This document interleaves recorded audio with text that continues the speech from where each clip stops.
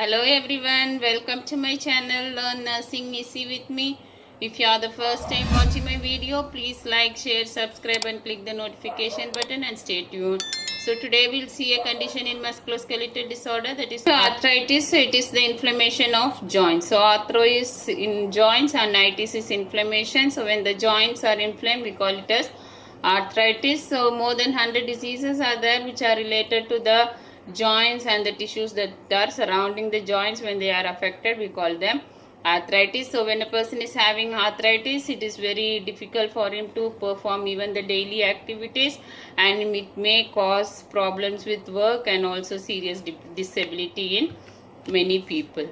So when we see the joint, so joint means it is where the two or bones which meet. So there are so many joints in the fingers, knees, shoulders, and joints are the structures which will hold the bones in place and they help the movement of the bones. And the joints is surrounded by a strong capsule, so that it gives support to the joint, and a fluid called synovial fluid is present in between the joint capsules, so which will help in lubricating and preventing friction between the joints while movement. And these capsules are also held by ligaments, so which are elastic bands that will attach the capsule with the bones, and the ends of the bones are lined with the cartilage. So these are smooth muscles or a smooth tough layer of tissues which will help in gliding movement in the joints.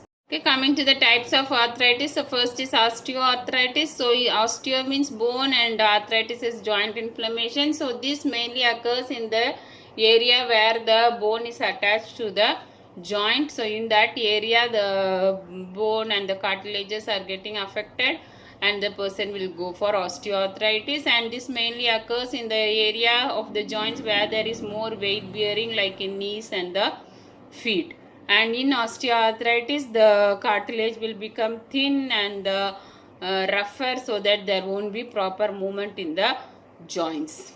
Next is rheumatoid arthritis, which is an autoimmune disease. That means our own body immune system will fight against our own body tissues, and this will cause polyarthritis. That means more of the joints in the body are getting involved in the inflammation, and it can affect the hand and the feet.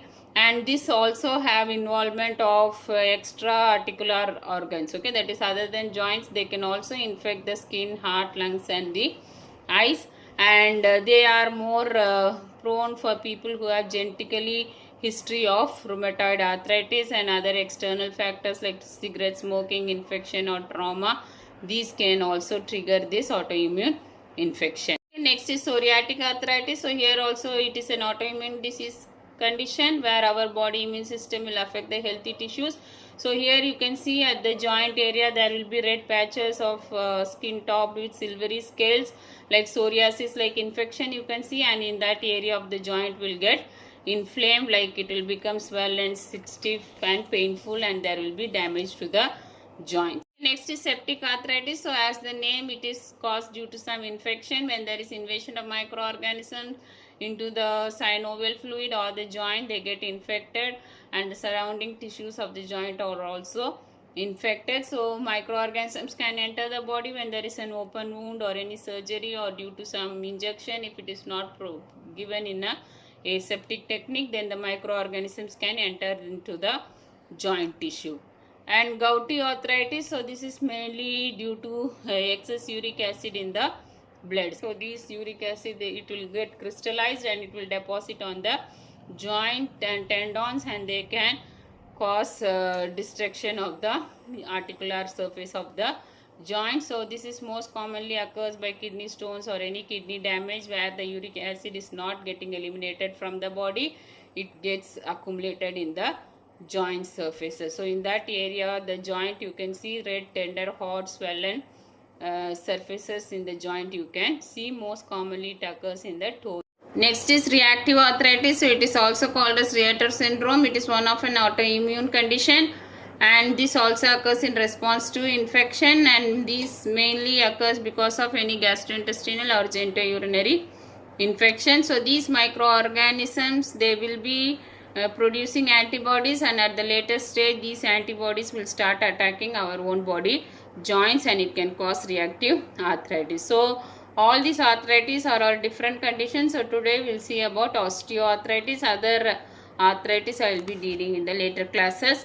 So osteoarthritis, as I said already, it is a joint disease, so where the two bones join together. So in that area the cartilage lining and the bones are getting inflamed, and because of that osteoarthritis can occur, and it is more common in the middle age and elderly people, and it is because of wearing out of joints. Okay, that is when from childhood we keep on using the joints, and when they become old age they get deteriorated or wear out. So that is the cushions or the cartilages, they become damaged, and because of that patient will go for inflammation, that is called as osteoarthritis. Coming to the etiology of osteoarthritis, it can be a primary osteoarthritis or secondary osteoarthritis. Primary means when the main problem is on the bone cartilages, and because they are going for deformity or inflammation, then we call it as primary. And secondary is when there is some other cause which is contributing to osteoarthritis, then we call it a secondary osteoarthritis. And in primary, it is due to idiopathic. Idiopathic is cause unknown. There are some metabolic processes that are taking place in between the joint surfaces which can result in cartilage dysfunction. And next is aging factor. So from the age 20 to 30 itself, the cartilage destruction will start, and but the person will experience symptoms after age 50. So when there is a more wear and tear of the joints, then there will be destruction, but after age 50 the person will show the symptoms. So morely middle age and elderly people are more commonly affected with this osteoarthritis.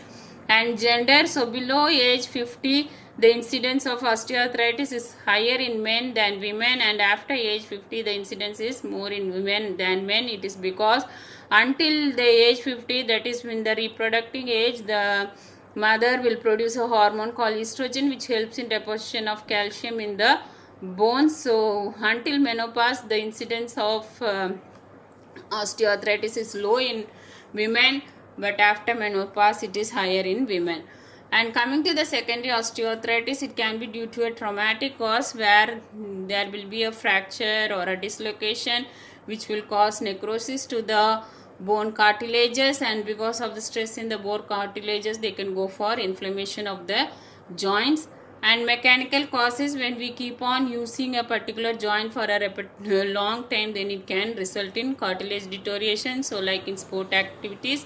And inflammatory is if there is any release of inflammatory enzymes which will cause local inflammation, and thereby the inflammation can spread in the cartilage, can destroy the cartilage integrity. And physical cause is when there is some problem in the supporting structures of the bone, like in cartilages or the connective tissue disorder. So any of these structures are damaged, then there will be excessive stress to the joint surface which can result in inflammation.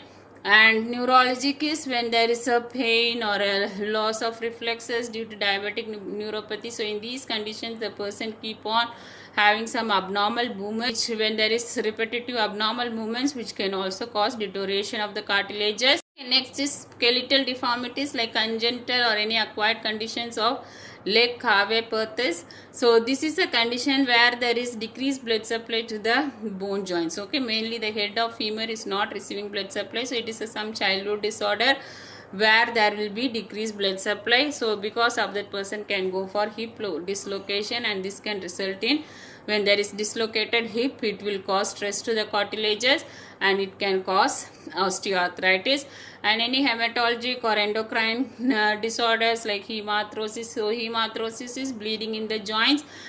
This can occur because of hemophilia, which is a bleeding disorder where the clotting factor 8 is reduced. So these all can cause cartilage deterioration. So because of the bleeding and enzymes which will cause irritation to the bones. Drugs and medications. So medications like indomethacin, colchicine, corticosteroids which will stimulate the collagen digesting enzymes in the joint synovium, which will cause inflammation of the joint.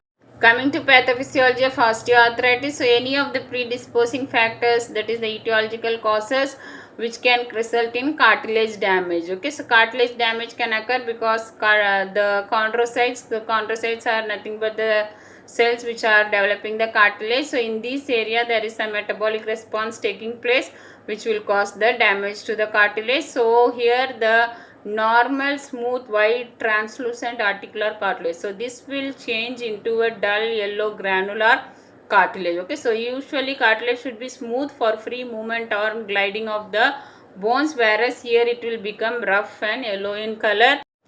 This affected cartilage gradually it becomes softer and less elastic, and it will not be able to resist wear and tear when there is more strain to the joints. Okay, so because of this there will be continuous destruction to the joints, and the body will attempt to repair the cartilage, that will also fail because of continuous destruction, which can result in fissuring. Fissuring is some holes can occur in this bone cartilages, and there will be erosion of the articular surface. Because of the fissuring and erosion of the articular surface, the cartilage will become very thinner and the osteophytes will develop, and there will be increased joint margins, and the congruity of surface will also be uneven, so the even surface will get changed. Okay, and because of that uneven distribution of stress, and the joint surface will not move properly, and there will be reduction of movement and joint pain. Coming to the clinical manifestation, so in the joint area there will be joint pain and refer pain to groin, buttocks, medial side of the thigh and knee, and reduced activity due to pain, loss of function or disability, difficulty sitting down and raising up, and joint stiffness, and there will be joint effusion. Okay, the synovial fluid also will become infected and it can come outside. And crepitation is grating sensation. There will be sound produced when there is movement of joints, and deformity or instability of the affected joint. Okay, Heberden's nodes. So these are red, swollen and tender nodes which will present in the distal, that is in the far interphalangeal joints of the bone. This is due to osteophyte formation and loss of joint space. And Bouchard's nodes. So these are also same red, swollen and tender nodes, but they are present in the proximal, that is nearer interphalangeal joints. And the joints disfigurement will be there. There will be bowed leg appearance and altered gait. Legs become shorter in the affected side because of joint erosion, and the cartilage will become thinner. And systemic manifestation, this is due to infection. You can see fever, fatigue, weakness and generalized body ache. And coming to the diagnostic studies, so history and physical examination, you can identify the cause of osteoarthritis, and there will be joint pain, stiffness, deformity, etc. And imaging studies, so X-ray will show how the joints are damaged and what is the progression of the disease. And CT scan, MRI will detect any changes like fissuring and erosion you can identify.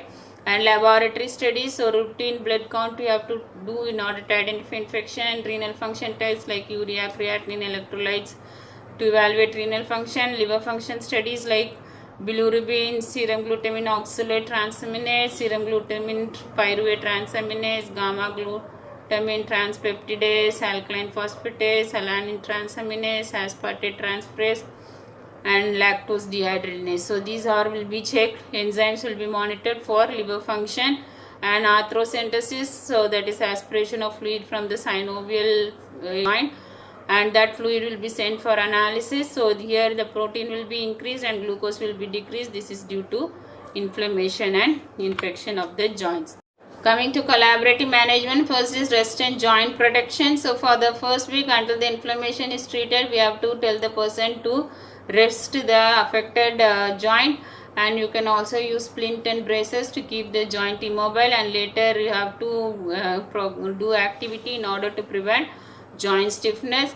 And also activities should be modified, like prolonged periods of standing, kneeling, squatting. So these activities should be avoided, and you can advise the patient to use assistive devices like walkers, canes, crutches to decrease stress to the arthritic joints. Hot and cold applications can be given in order to treat pain and joint stiffness. So hot packs, whirlpool baths, ultrasound, paraffin wax bath can be given to reduce joint stiffness, and cold applications like ice can be applied to treat joint pain.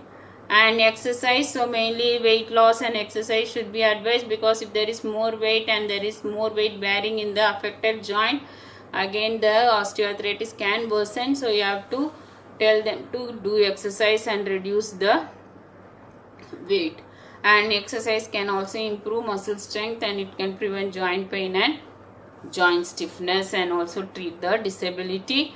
And complementary and alternative therapies like acupuncture is a safe and effective method for pain management.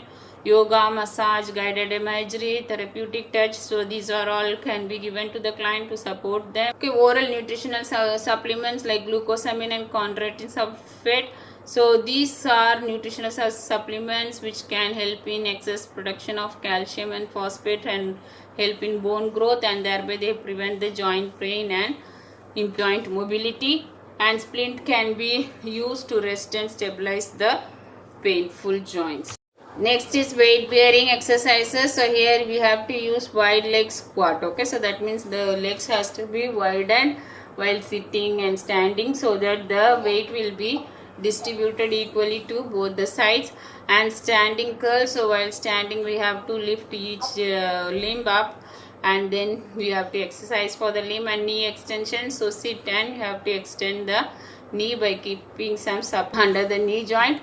And side hip raise, this for exercise for the hips and biceps. So you have to bend the elbows and give exercise for the hands.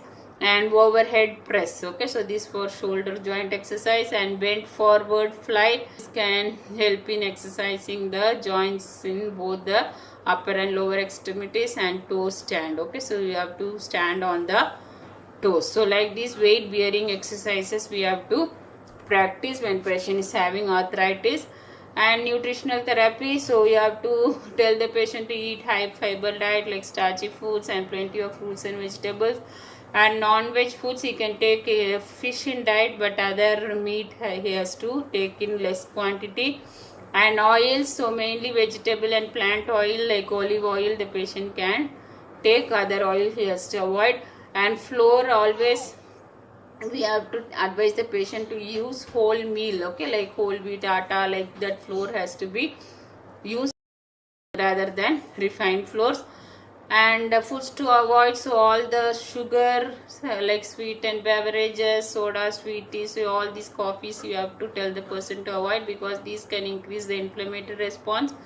And saturated fats like pizza, meat and other fat products which can cause obesity, and they can again increase the inflammation. So these fats has to be avoided. And refined carbohydrates like white bread, white rice, potato chips, and these can increase the advanced glycation oxidants, and these can also stimulate the inflammation. So these foods has to be avoided.